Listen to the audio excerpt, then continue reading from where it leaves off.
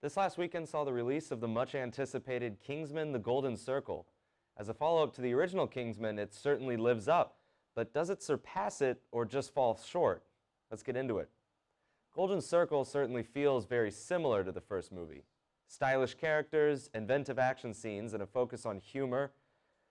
Director-writer Matthew Vaughn maintains for the most part his signature approach of focusing on character and character interaction to drive the movie.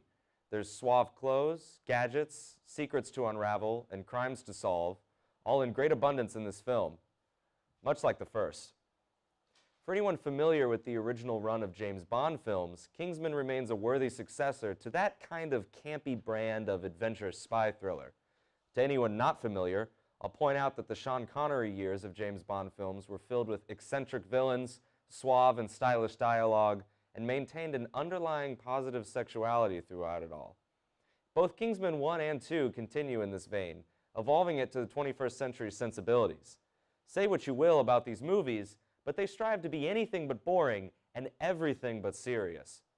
So if Kingsman thrives when it sits on that line between humor and seriousness, it falls when it dips into one or the other.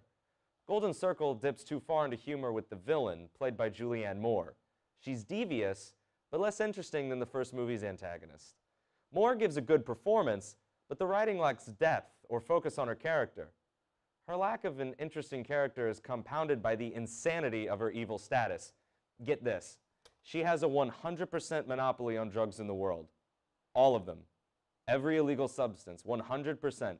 Ever grow pot in your closet? Nope, you didn't. She's got all the drugs.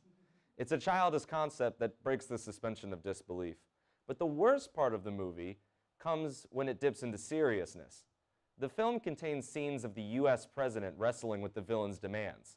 Not only do these scenes go on for too long, and not only does the president resemble the real-life Donald Trump, but multiple scenes have all the stylish humor grind to a stop so the president's advisor can get on a soapbox and tell the audience a liberal perspective on drug use. Minor spoiler, the film also ends on the president being impeached, and the advisor, who looks like Hillary Clinton, becomes his replacement. Now, whatever your political opinion actually is, I think most of us can agree that when we tune into a campy action-adventure film, we don't want to be bombarded with an unironic, straight-faced political message. It feels like I change the channel to a different movie every time these president scenes come up, and when it switches back, it's actually jarring. There are other nitpicks to bring up, like the King Kong cages that evil President Donald Gump puts the drug users in, but on the whole, the movie works. Maybe a little bit less than the first movie, to put forth a fun movie with fun action, gadgets, and dialogue. If you liked the first one, it's well worth watching this one. Just be prepared to take it with a grain of salt.